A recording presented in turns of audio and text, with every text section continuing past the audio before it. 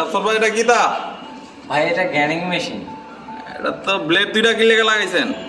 ভাই যাতে আমার কাজটা শর্টকাট হয়, এক জায়গায় দুইবার মেশিনটা যাতে না চালানো লাগে। মানে এক পোজ দিলে এটা দুইটা হয়ে যাবে। এটা কত থেকে একবারে 100 ইঞ্চি 3 সাইজে। ঠিক আছে, একটা কাটেন দেখি কি অবস্থা।